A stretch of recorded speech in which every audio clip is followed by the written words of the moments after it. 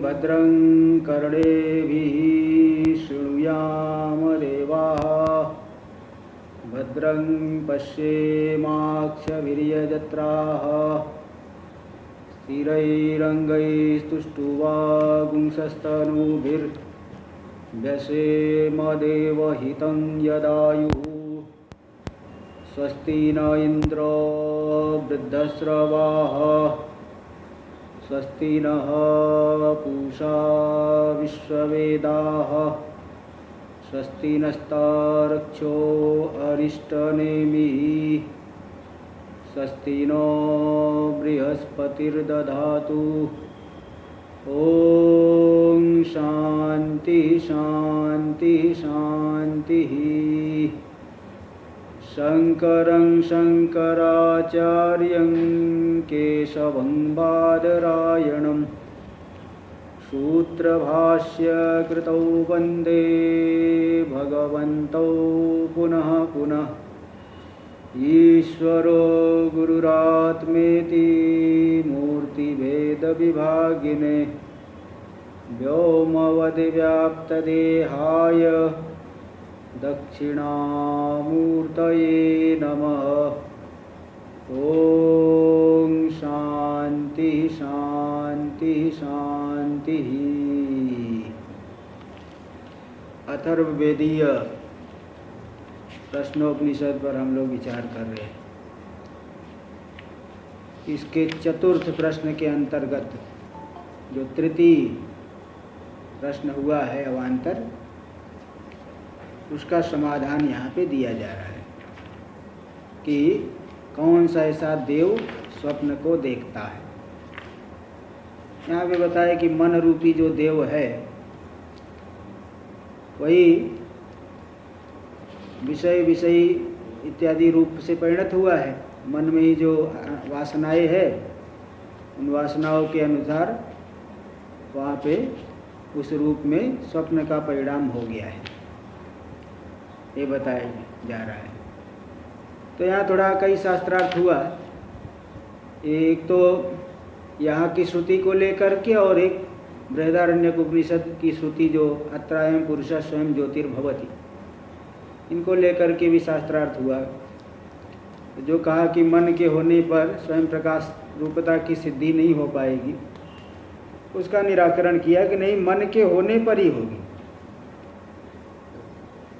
और कहोगे कि मन का अभाव मान लो तो भी कोई न कोई तो दृश्य रहता ही है, कोई न कोई तो रहेगा ही। सुषुप्ति में भी पुरीतत आदि नाड़ियाँ तो है ही। इसलिए आत्मा की स्वयं प्रकाश रूपता को बताना है तो इन सब के साथ आत्मा का संबंध नहीं होने पर भी इनके साथ संबंध नहीं है, और इनका प्रकाशन कर रहा है, इसलिए आत्मा स्वयं प्रकाश है। सभी का प्रकाशन करने वाला है, इसलिए स्वयं प्रकाश है।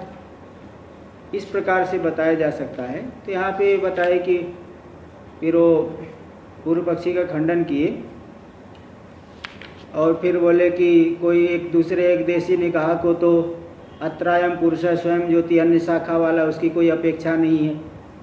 तो बताया कि नहीं, सर्व वेदांत प्रत्यय न्याय से चाहे किसी भी शाखा का हो, एक प्रकार की जो है एक विषय वाली जो श्रुति है उनमें अर्थ की एकता जो है बताना ही पड़ेगा।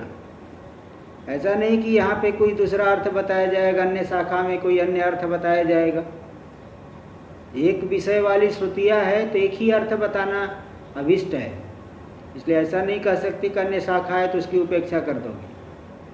तो सर्व वेदांत प्रत्यय जो न्याय है उसके अनुसार सभी शाखाओं का सामंजस्य दिखाना ही पड़ेगा।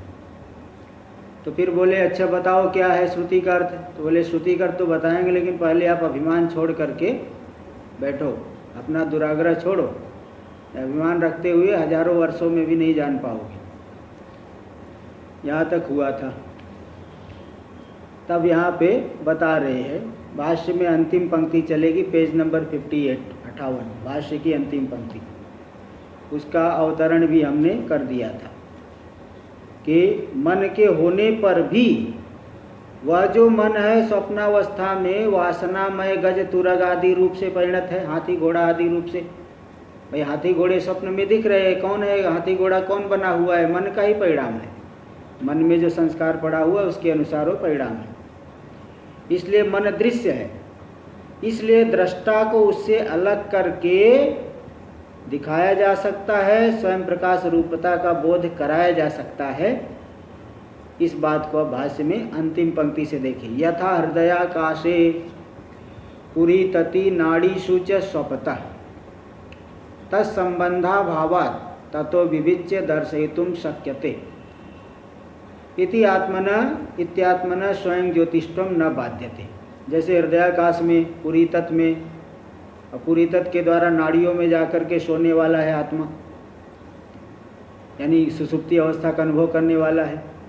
इनमें जाकर के अनुभव करने पर भी इनके साथ संबंध नहीं है आत्मा का, इसलिए ततो विविच्य दर्शयितुं शक्यते। अच्छा, तो यहाँ बता रहे कि नाड़ी में अथवा पूरी तत्व के माध्यम से हृदयाकाश में नाड़ी में जाकर के स्वप्न सो रहा है, मतलब शयन अवस्था सुसुप्ति अवस्था का में गया आत्मा, तो वहाँ पे होने पर भी उनके साथ संबंध नहीं होने से उनसे विवेक करके दिखाया जा सकता है आत्मा को। तो विविच्य ततो विविच्य दर्शयितुं शक्यते इत्यात्मना स्वयं ज्योतिष्ठं न बाध्यते। उनसे विवेक करके दिखाया जा सकता है, इसलिए आत्मा की स्वयं प्रकाश रूपता का बाध नहीं होता है। एवं मनसी अविद्या काम कर्म निमित्तोद्भूत वासनावती कर्म वासना विद्या अन्यद वस्तुअंतरम इव पश्यतः सर्व कार्य करणेभ्य प्रविविक्तस्य द्रष्टुर्वासनाभ्यो दृश्य रूपाभ्यो अन्यत्वेन स्वयं ज्योतिष्ठम सुदर्पितेनापि तार्किकेण न वारयितुं शक्यते। बहुत लंबी पंक्ति दे दिए। एवं मनसी, इसी प्रकार से मन के होने पर भी, कैसा मन के होने पर? अविद्या काम कर्म निमित्तोद्भूत वासनावती, अविद्या काम कर्म रूपी निमित्त को लेकर के जो उद्भूत वासना वाला है मन। भाई देखिए, जो स्थूल कर्म उद्भूत है तो जागृत का भोग हमें अनुभव होगा, सूक्ष्म कर्म कुछ उद्भूत हो रहे हैं तो स्वप्न में ही हमें सुख दुख का अनुभव होगा। तो स्वप्न भी कर्म का फल है, ऐसा नहीं सोचना है कि स्वप्न जो है बिना कर्म का फल है, स्वप्न भी कर्मों का ही फल है। इसलिए स्वप्न में कभी आप बहुत डर जाते हो, कभी जो है बहुत प्रसन्नता का अनुभव करते हो। तो दोनों प्रकार के स्वप्न भी होते, सुखात्मक भी होते, दुखात्मक भी होते। तो मन के होने पर, अविद्या काम कर्म निमित्त जो उद्भूत वासना वाले मन के होने पर, कर्म निमित्त वासना विद्या, कर्म निमित्तक जो वासना रूपी अविद्या के द्वारा, तो अविद्या के द्वारा अन्यद वस्तुअंतरम इव पश्यत, कर्म रूपी निमित्त और वासना रूपी अविद्या के द्वारा अन्यद वस्तुअंतरम इव पश्यत, अन्यद जो अपने से भिन्न वस्तु के समान देखता हुआ। कैसे देख? हाँ, वस्तु अपने से भिन्न वस्तु के समान देखता हुआ। या 2 नंबर टिप्पणी में भी दे दी होंगी, मनोमय वस्तुअंतर इदम तया, इदम रूप से वहाँ भी दृश्य दिखाई पड़ रहा है, तो देखता हुआ वस्तुअंतर में पश्यत है सर्व कार्य करणेभ्य प्रविविक्तस्य, तो जो सर्व संपूर्ण कार्य और करण, कार्य नहीं शरीर, करण इंद्रिय, इन सभी से जो प्रविविक्त है दृष्टा, दृष्टा आत्मा, तो वासनाभ्यो दृश्य रूपाभ्यो, वासना तो दृश्य बन गई, पूरा विषय वहाँ दिख रहा है वासनाओं के माध्यम से, और दृष्टा जो जानने वाला है अलग ही है। इसलिए उन दृश्य रूपी वासनाओं से, मतलब जैसे देखिए जागृत में आपको जो दिख रहा है, दिखने वाला पदार्थ अलग है, आप देखने वाले अलग, आप दृष्टा हो, दिखने वाला दृश्य है। ऐसे स्वप्न में भी जो दृश्य दिख रहा है, तो वो जो है वहाँ जो कोई भी वासना रूपी विषय दिख रहे हैं, वो दृश्य है, और दृष्टा जो जानने वाला उससे अलग है। तो इसलिए वो जो दृष्टा है उन दृश्य रूपी वासनाओं से अन्यत्वेन भिन्न रूप से उसको बताया जाए। स्वयं ज्योतिष्टम, उस दृष्टा में स्वयं ज्योतिष्ट को दिखाया जा सकता, उसका वारण नहीं किया जा सकता, क्योंकि जो सभी कार्यकरण से भिन्न है, वहाँ पे इंद्रिय आदि नहीं है, केवल मन की वासनाओं से पूरा विषय शरीर आदि भी दिख रहा है। तो सबसे भिन्न जो आत्मा है और सबका जो प्रकाशन कर रहा है, उस आत्मा के स्वयं प्रकाश रूपता का वारण कोई नहीं कर सकता। सुदर्पिते नापि तार्किकेण न वारयितुम शक्यते। बहुत अधिक घमंड वाला, अभिमान वाला भी जो तार्किक है, उसके द्वारा भी उस स्वयं प्रकाश रूपता का वारण नहीं किया जा सकता। इसलिए आत्मा स्वयं प्रकाश सिद्ध होगा ही। देखो टीका में थोड़ा उसका अर्थ कर रहे हैं, बहुत लंबी पंक्ति है, अर्थ कर रहे हैं। मनसी इति सत्यपि इति शेष, मन के होने पर भी, मनसी सत्यपि सती सप्तमी, मन के होने पर भी इति शेष। ननु मनश्चेद अविद्या निमित्त वसात गज तुरगादि रूपेण अभिव्यक्त वासनावत, मन अविद्या रूपी निमित्त की वजह से हाथी घोड़े इत्यादि रूप से बन गया है, स्वप्न में परिणत हो गया है।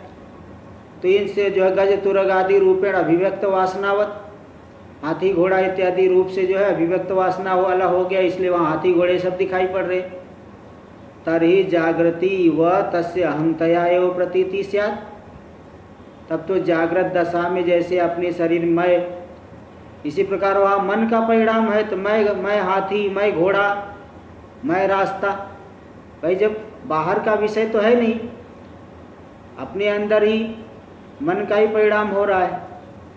तो जैसे जागृत में अभिमान करता है शरीर आदि में, तो वहाँ जो है स्वप्नावस्था में मैं हाथी, मैं घोड़ा, जितने भी दिख रहे सब मैं ऐसे अनुभव होना चाहिए। तो नेदंतया इदम रूप से प्रतीति नहीं होनी चाहिए। अतः तो यहाँ बता रहे कि नहीं, ये सब शंका जो है वेदांत परिभाषा में भी इसका आया है।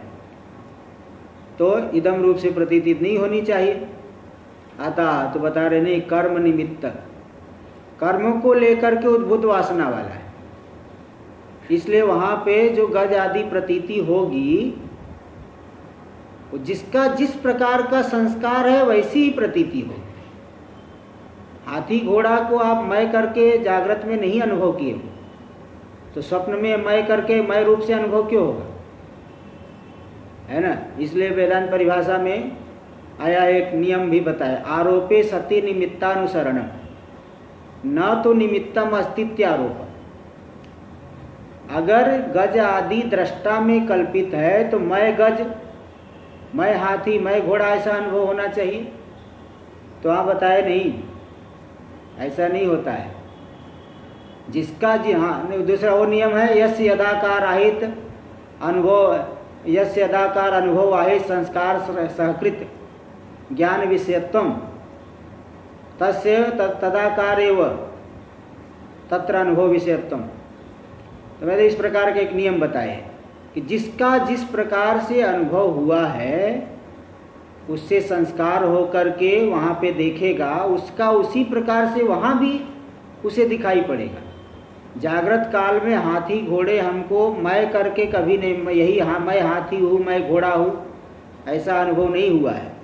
इसलिए स्वप्नावस्था में भी हाथी घोड़े जो दिखेंगे, मैं हाथी मैं घोड़ा ऐसा नहीं, हाथी अलग है, घोड़ा अलग है, मेरा शरीर अलग है, मैं अलग हूँ, ऐसा वहाँ पे अनुभव होगा।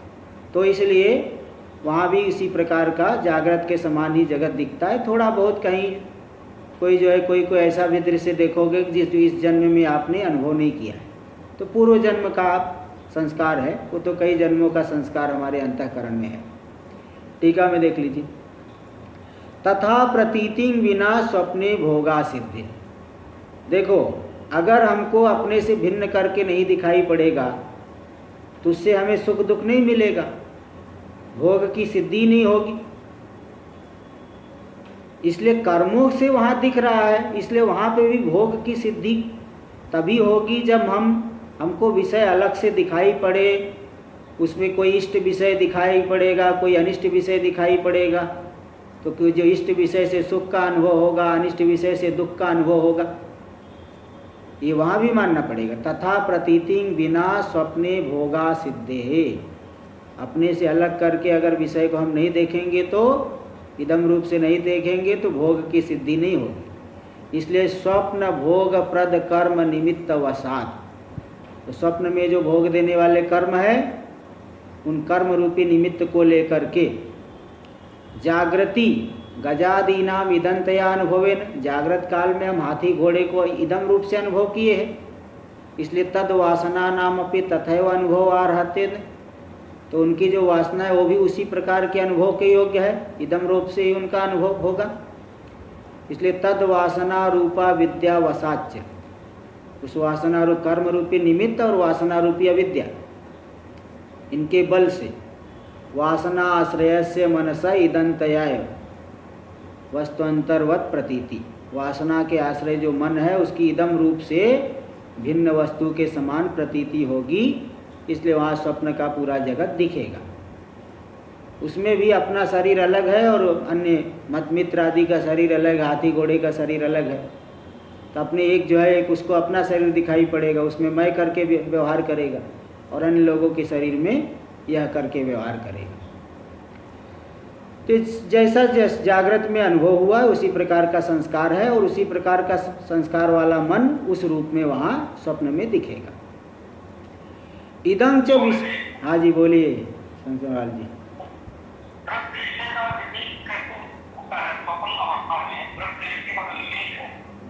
हाँ दृश्य, हाँ जी, पुरुष मतलब पुरुष अलग है और दृश्य वहाँ अलग, भाई दिख रहा है ना, देखने वाला दृश्य अलग होता है, भाई जो दिख रहा है दृष्टा उससे अलग है। हाँ कौन कौन जो है, हाँ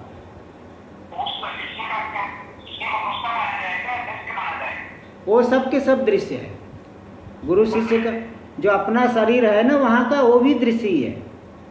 हाँ हाँ, क्योंकि अपने शरीर को भी वो अनुभव दिख रहा है, वो कल प्रातिभाषिक है ना, मैंने कहेगा मैंने अपने को देखा वहाँ जाते हुए, यानी अपने शरीर को जाते हुए, वो दृश्य ही है, वो पूरा का पूरा दृश्य है।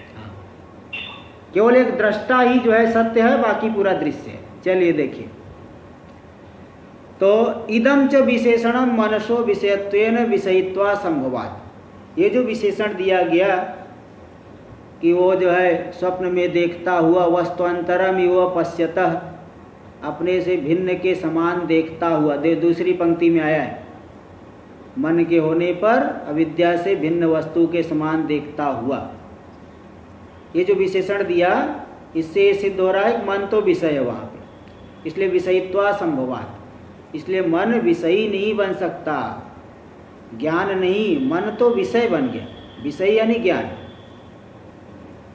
ज्ञान अलग होता है, विषय अलग होता है।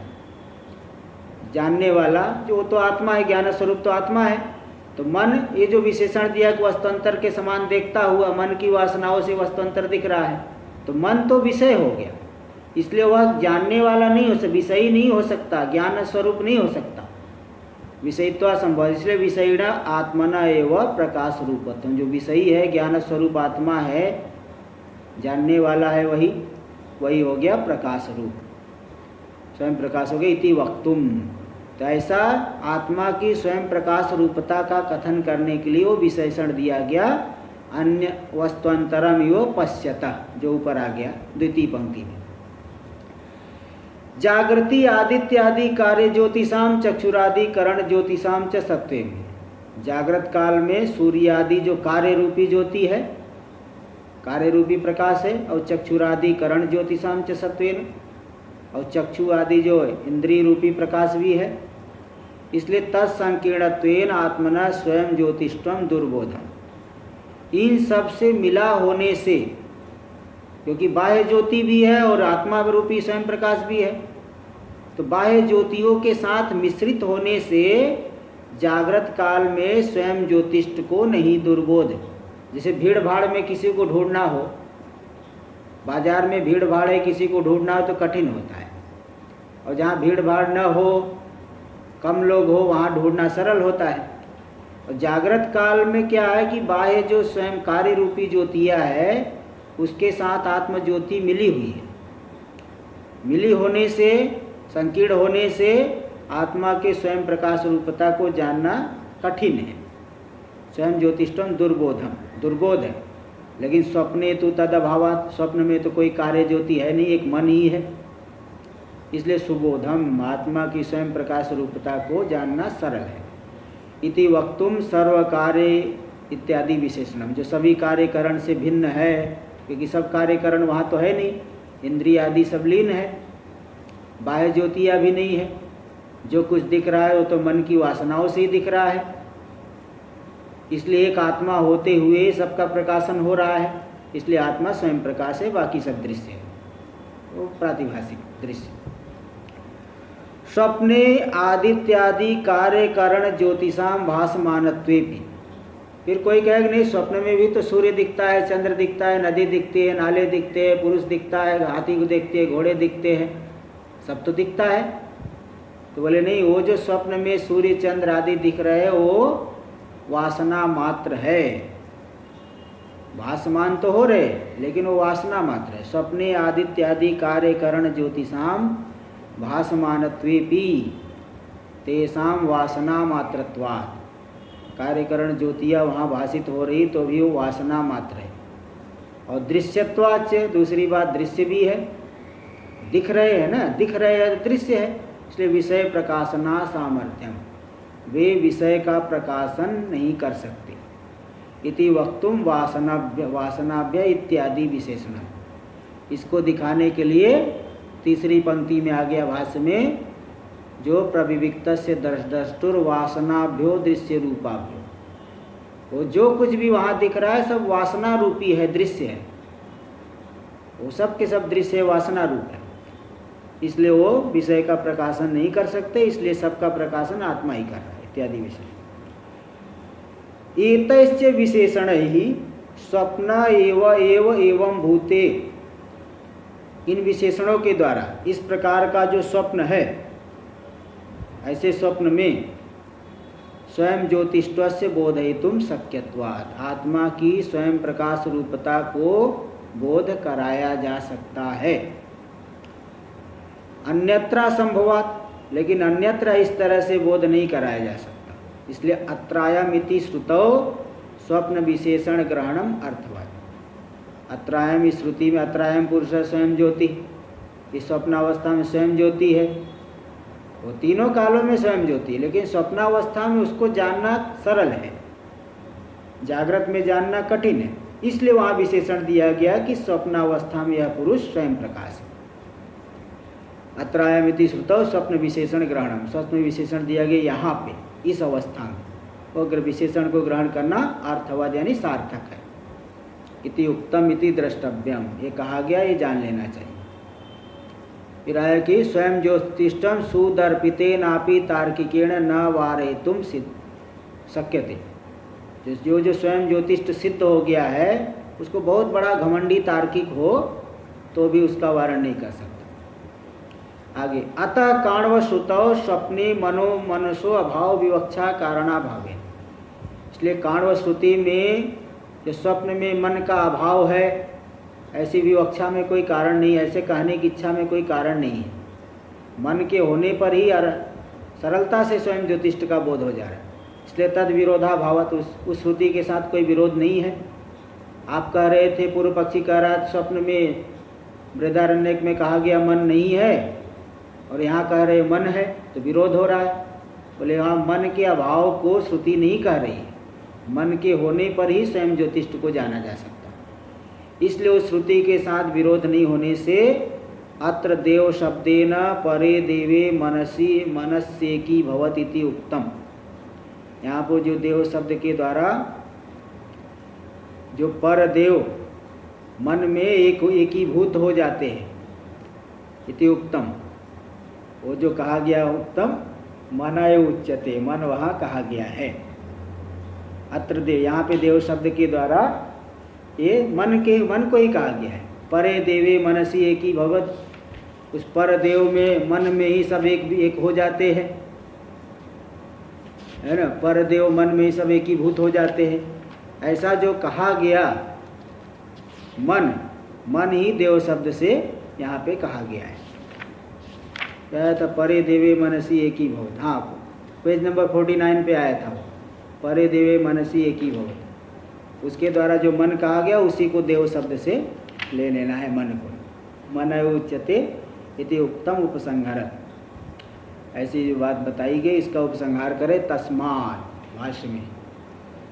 तस्मात् साधुक्तम मनसि प्रलीनेषु करणेषु अप्रलीने च मनसि, इसलिए ठीक ही कहा गया कि मन में सभी इंद्रियों के लीन हो जाने पर, और मन के लीन नहीं हो, मन तो रहता है, अप्रलीने च मनसि, मन के लीन नहीं होने पर मनोमय स्वप्नान पश्यति, मनोमय स्वप्नों को देखता है।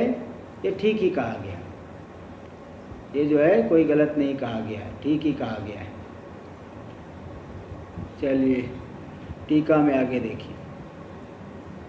ननु इंद्रियाणाम उपरतत्वात् विषय संबंधा भावात् कथम मनसो महिमानुभवत्, बोले इंद्रिया तो उपरत हो गई है, विषय के साथ संबंध तो है नहीं, इसलिए कथम मनसो महिमानुभव, मन की महिमा का अनुभव कैसे होगा? जब इंद्रिय है ही नहीं तो विषय के साथ संबंध नहीं होगा, तो मन ही विषय रूप से परिणत हुआ है, मन ही नाना रूप से परिणत हुआ है, तो मन की महिमा का अनुभव बिना इंद्रिय के कैसे होगा?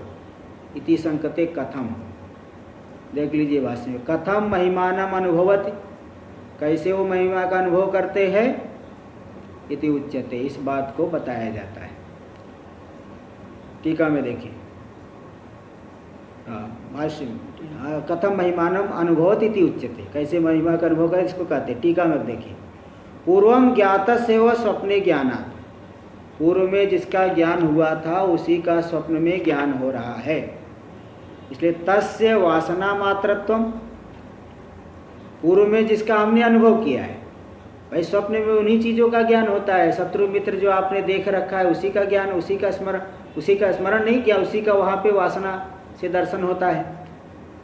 तो पूर्व ज्ञातस्य व स्वप्ने ज्ञान, पूर्व में जिसका अनुभव किए उसी का स्वप्न में ज्ञान होने से तस्य वासना मात्रत्व, इसलिए वो जो दृश्य हमें दिख रहा है वो कोई अलग से नहीं बल्कि वासना मात्र ही है।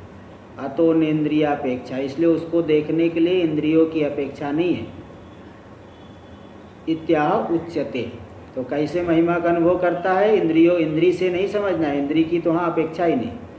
उच्यते यद, भाष्य में, यन मित्रम पुत्रादि वा पूर्वम दृष्टम, जो मित्र अथवा पुत्र आदि को पूर्व में देखा है, पूर्व देखे गए हैं, पूर्व में देखा है, तद वासना वासितः, तो हम लोग जो कुछ भी अनुभव करते हैं उसका सूक्ष्म संस्कार हमारे अंतःकरण में पड़ जाता है, उसी संस्कार के बल से स्मरण होता है। स्मरण जो होता है उसी संस्कार के बल से होता है। यहाँ स्वप्न में हुई उसी संस्कार से ही सब दिखेगा। तो जो पूर्व में मित्र पुत्र आदि सब देखे हुए हैं उनकी वासना यानी सूक्ष्म संस्कार से वासित युक्त होकर के पुत्र मित्र आदि वासना समुद्भूतम, पुत्र मित्र आदि के जो संस्कार पड़े हुए हैं उन संस्कार के द्वारा समुद्भूत, वहाँ भी प्रकट दिखाई पड़ रहे कौन? पुत्र मित्रम इव, पुत्र है, यह पुत्र है, यह मित्र है, तो पुत्र और मित्र के समान अविद्या पश्यति इत्येवं मन्यते, अविद्या से देखता है वो ऐसा मानता है, वास्तव में तो वहाँ नहीं है, तो भी जैसे रस्सी में सर्प नहीं है तो भी अज्ञान से क्या मानता है कि मैं देखता हूँ, इसी प्रकार उस समय क्या माने कि मैं देख रहा हूँ, मैं सब व्यवहार कर रहा हूँ, और जागृत में आएगा कहने अरे वो तो झूठा था। तथा श्रुतम अर्थम तद वासनया अनुशृणोति, इसी प्रकार जिस अर्थ को सुना हुआ है उसी के संस्कार से पुनः जो है उसको श्रवण वहाँ करता है। देश दिगंतरश्च देशांतरश्च दिगंतरश्च, अन्य देशों में अन्य दिशाओं में प्रत्यनुभूतम, जो अनुभव किया है, पुनः पुनः तत् प्रत्यनुभवती, बारंबार उसका दोबारा अनुभव करता है, वहाँ पे देखता है। अनुभवती वास्तव में नहीं देखता, अनुभवत इव अविद्या, ऐसा लग रहा है अनुभव कर रहा है, अविद्या से उसे दिखने के समान मालूम पड़ता है। तथा दृष्टम च अस्मिन् जन्मनि, अदृष्टम च जन्मांतर दृष्टम, इस जन्म में जो देखा गया है और अन्य जन्म में जो देखा गया है उन सबको भी वह अनुभव करता है। तो इसलिए जो अदृष्ट आया है मंत्र में, अदृष्ट का मतलब बिल्कुल नहीं देखा गया, इसी वजह से पूर्व जन्म में देखा गया, इसलिए वहाँ वासनाओं से दिख रहा है। टीका में देखिए,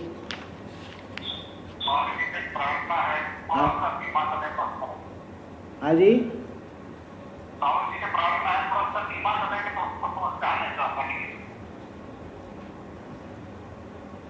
क्या कह रहे समझ नहीं पा रहा हूँ।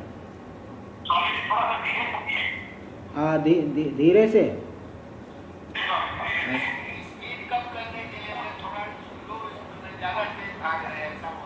अच्छा ठीक है कोई बात नहीं। इसका टीका देखिए, यद मित्रम पुत्रादिवा, यद मित्रम पुत्रम वा पूर्वम दृष्टवान। भाई जैसे जागृत में जिन मित्रों को अथवा पुत्रों को देखा है, मित्र अथवा पुत्र आदि अथवा कोई भी सगे संबंधी कुछ भी जिनको भी देखा है, तदेव दृष्टं पुत्र मित्रादि विषय वासना समुद्भूतम मित्रम पुत्रम वा अविद्या पश्यति। वो जो देखे गए हैं पुत्र मित्रादि, उनकी वासना मतलब संस्कार पड़ गया है, हमारे अंतःकरण में उसका संस्कार, मन में उसका संस्कार पड़ गया है। तो पुत्र मित्रादि विषय की जो वासना है, संस्कार है, उस संस्कार के माध्यम से वहाँ प्रकट हो रहे, दिखाई पड़ रहे पुत्र मित्रादि। तो समुद्भूतम मित्रम पुत्रम वा अविद्या पश्यति, अज्ञान से, वास्तव में तो है नहीं होने पर भी दिख रहा है, इसलिए वो अज्ञान से दिख रहा है, इसलिए कह रहे हैं कि अविद्या पश्यति, अविद्या से वो देखता है। इति दृष्टवान इत्यादि पदाध्यारेण वाक्यम योज्यम। देखो यहाँ पे भाष्य में दृष्टवान पद नहीं आया है, लेकिन यहाँ टीकाकार ने देखो दृष्टवान, पुत्रम मित्रम पुत्रम व पूर्वम दृष्टवान, पहले देखा था, इस तरह से अध्याहार करके लगा लेना है। अध्याहार मतलब तो पूरा तो नहीं वहाँ दिए है, तो भी कुछ शब्दों का अध्याहार करके, जैसे कहते द्वार, उदाहरण है द्वारम, सामने वाला समझ जाता है कि खोलो अथवा बंद करो, खुला है तो बंद करो, बंद है तो खोल दो, तो अध्याहार करके लगाना पड़ता है। इसी प्रकार यहाँ पे बहुत गूढ़ अर्थ है, तो थोड़ा कुछ शब्दों का अध्याहार तो करना ही पड़ेगा।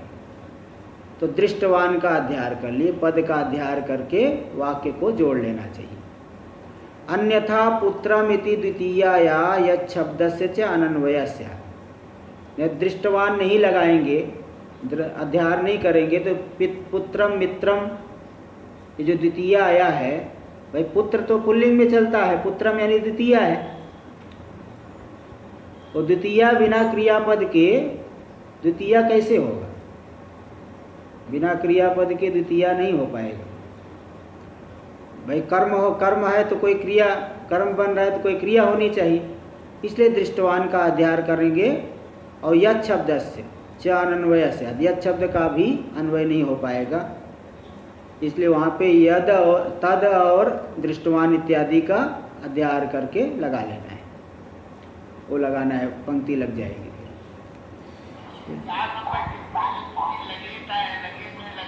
हाँ देखो, दृष्टवान इति अनध्याहारे द्वितीय न लगे, दृष्टवान पद का अध्याहार नहीं करोगे तो द्वितीय जो आया है वो कर्म है, कर्म कोई क्रिया का कर्म बनेगा। दृष्टवान इसका अध्याहार करोगे द्वितीय नहीं लगेगी, मतलब उसका ठीक अर्थ नहीं लग पाएगा। और तदो अनध्याहारे, तद का यद आया तो तद का भी अध्याहार करना, जिसको देखा था वही उसी को देखता है, तो जिसको वही, तो तद का अध्याहार नहीं करोगे तो यद इति न लगे, यद शब्द भी ठीक से बैठेगा नहीं। इत्या अन्यथा, इसी बात को दिखा दिए कि अन्यथा अगर अध्याहार नहीं करोगे तो द्वितीय विभक्ति जो आई है और यद शब्द इनका अन्वय नहीं हो, इसलिए दो पदों का दृष्टवान और तद दोनों का ही अध्याय करके क्या, इसीलिए टीका में तो पूरा अन्वय करके दिखा दिए।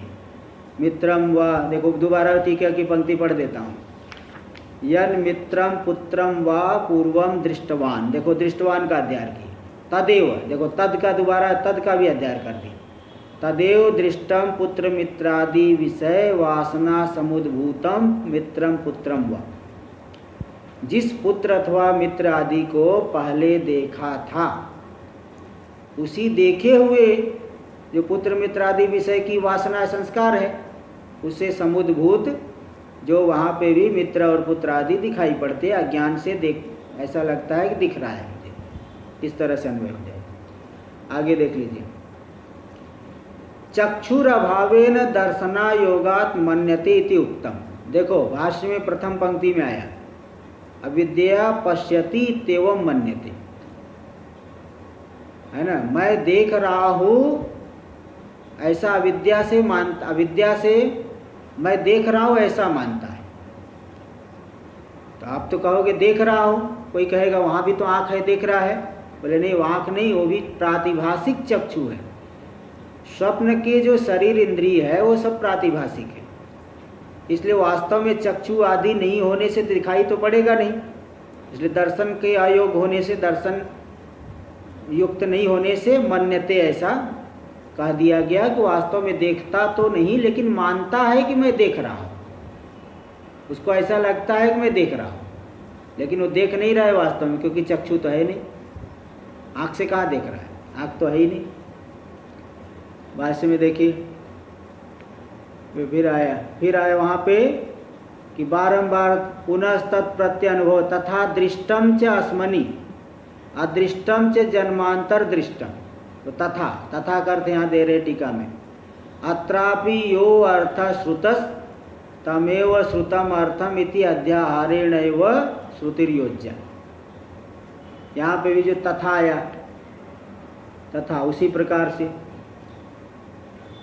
जिस अर्थ को सुना था उसी अर्थ श्रुत अर्थ का वहाँ पे पुनः श्रवण करता है, जिसको देखा तो उसी देखे हुए अर्थ को पुनः देखता है। इस तरह से अध्याहार करके सब जगह आगे लगा लेना है। ये प्रथम पंक्ति में ही आया था, प्रथम पंक्ति वाला ही लेना, तथा श्रुतम अर्थम तद्वासनया अनिशृणोति, अध्याहार करेंगे जिस अर्थ को पहले सुना था उसी अर्थ को संस्कार से पुनः जो है श्रवण करता है। इस तरह से अध्याहार करके श्रुति जोड़ लेना चाहिए। फिर आया कि देश दिगंतर है, देशांतर और दिगंतर, देश से किसको लेना, देशो नदी तीर आदि, जिस नदी तीर आदि में किसी को देखा था स्वप्न में भी वैसे ही देख रहा है। और दिक से लेना दिगंतर, दिगंतर में दिक प्राच्यादि रीति भाव, पूर्व पश्चिम आदि दिशाएं, ये भी ले लेना। और प्रत्यनुभूतम मतलब प्रतिवारम अनुभूतम, पुनः पुनर् अनेक दिनेषु अनेक स्वप्नेषु अनुभवत इत्यर्थ, प्रत्येक बार अनुभव किया है, फिर बार बार स्वप्न में देखता है। कई बार कोई स्वप्न आता है कई दिन तक आता है, लगातार आता है, कोई स्वप्न जो है कई बार आएगा, ऐसा भी होता है। और उसको देखा एक ही बार है लेकिन स्वप्न कई बार आ जाएगा, ऐसा भी होता है। तो प्रत्यनुभूत प्रत्येक बार अनुभव किया, एक बार भी अगर अनुभव किया है उसको बारंबार कई दिनों तक स्वप्न में देखता है, ऐसा भी होता है। फिर यहाँ कहा कि अदृष्टम का अर्थ भाष्य में किए जन्मांतर दृष्टम, तो उसका जन्मांतर दृष्टम इति व्याख्याने हेतु महा, जन्मांतर में देखा है ऐसी व्याख्या क्यों कर रहे हो, इसमें हेतु दे रहे अत्यंत, भाष्य में देखिए अत्यंता दृष्टे वासनानुपपत्ते है, अदृष्ट का अर्थ कर दिए जन्मांतर में जो देखा है। क्यों ऐसा अर्थ किए, क्योंकि जब बिल्कुल ही नहीं देखा रहेगा तो वासना संस्कार कहाँ से होगा, इसलिए जो इस जन्म में नहीं देखा है तो भी जन्मांतर में देखा है, उसके संस्कार से स्वप्न में वो ऐसा दृश्य दिख जाता है। आगे भाष्य में देखिए, एवं श्रुतम च अनुभूतम च अस्मिन् जन्मनि केवलेन मनसा अननुभूतम च मनसैव जन्मांतरे अनुभूतम इत्यर्थ। इसी प्रकार जिसको सुना है और नहीं भी सुना है मतलब पूर्व जन्म में सुना है, अनुभव किया है इस जन्म में केवल मन के द्वारा। और अननुभूतम च मतलब जन्मांतर में जिसका अनुभव किया है, बिल्कुल अननुभूत नहीं, जन्मांतर में अनुभव किया है, ऐसा अर्थ कर लेंगे। उन सभी को वहाँ पे देखता है। देखो अनुभूतम च इत्यस्य प्रत्यनुभूतम, अनुभूतम और प्रत्यनुभूतम पहले आ चुका है, तो पुनरुक्ति दोष हो रही है। इत्याशंक्या केवलेन, पहले जो अनुभव किया था इंद्रिय आदि के साथ में किया था, और यहाँ पे अनुभव जो है केवल मन के द्वारा जिसका चिंतन आदि किया था, देखकर कुछ देखकर चिंतन आदि किया, उसका भी वहाँ पे संस्कार से दर्शन होता है। देखो दे रहे पूर्वम इंद्रिय द्वार का अनुभव उक्ता, प्रत्यनुभूतम में इंद्रिय के माध्यम से अनुभव कहा गया, इति अपनुरुक्त्यम इत्यर्थ। और यहाँ केवल मन के द्वारा अनुभव किया है, इसलिए पुनरुक्ति दोष नहीं है। भाष्य में सच्च परमार्थोदकादि, सत्य जो परमार्थ यानी व्यावहारिक जल आदि, असत्य मरीच उदक आदि। और वहाँ भी देखिए भ्रांति है कोई, जैसे सब जागृत में हम लोग को भ्रांति होती है, स्वप्न में भी भ्रांति होती है। तो स्वप्न भी वो दो विभाग होता है कि व्यावहारिक है, प्रातिभाषिक है। तो परमार्थ यानी व्यावहारिक उदक आदि भी देखता है, और असत्य यानी मरीची उदक आदि, भ्रांति वहाँ भी होती है, भ्रांति वो सब देखता है। किम बहुना, बहुत कहने से क्या लाभ। सर्वं पश्यति सर्वः पश्यति, सभी को देखता है और सर्वात्मक होकर के देखता है, सर्वरूप होकर के देखता है। सर्व मनोवासनोपाधि सन्नेव एवं सर्व करणात्मा मनोदेव स्वप्नान पश्यति। सर्व मनो यानी संपूर्ण, एक नंबर टिप्पणी में दे दिया कि सर्व मनोवासना भी उपहित, संपूर्ण जो मनो की वासनाएं है उन वासना रूपी उपाधि से युक्त होकर, उपवृत होकर के, युक्त होकर के, यानी सर्व विषयक वासना भी रूपवृतत्वादेव सर्वसन सर्वम पश्यति। सभी प्रकार की वासनाओं से युक्त होने की वजह से वह सर्वकरणात्मा, सभी वहाँ शरीर इंद्रिय भी मालूम पड़ते हैं, तो सर्वकरणात्मा होकर के वह मनोदेव ही स्वप्न को देख रहा है, मन का ही पूरा परिणाम है, तो इसलिए मन देव ही समझ लीजिए स्वप्न को देख रहा है। तो यहाँ बता दिए कि किम बहुना उक्तम सर्वम पश्यति सर्वः पश्यति, सर्वात्मक होकर के सभी को देखता है। तो सर्व मनोवासना उपाधि सन, संपूर्ण मन की वासना रूपी उपाधि वाला होकर के, एवं सर्व करणात्मा, सभी कर्ण रूप भी होकर के, क्योंकि सब उसमें लीन है। तो मनोदेवः स्वप्नान पश्यति, मन रूपी देव वह स्वप्नों को देखता है। इस तरह से बताए, और आगे का विचार हम लोग नवमी को करेंगे। नवमी तिथि को, कल अष्टमी है। ओम भद्रं कर्णेभिः शृणुयाम देवाः, भद्रं पश्येमाक्षवीर्यजत्राः, स्थिरैरङ्गैस्तुष्टुवागुंसस्तनूभिर्व्यसेम यदायुः। स्वस्ति न इन्द्रो वृद्धश्रवाः, स्वस्ति नः पूषा विश्ववेदाः, स्वस्ति नस्तार्क्ष्यो अरिष्टनेमिः, स्वस्ति नो बृहस्पतिर्दधातु। ओम शांति शांति शांति। शंकरं शंकराचार्यं केशवं बादरायणं, सूत्रभाष्य कृतौ वंदे भगवन्तौ पुनः पुनः।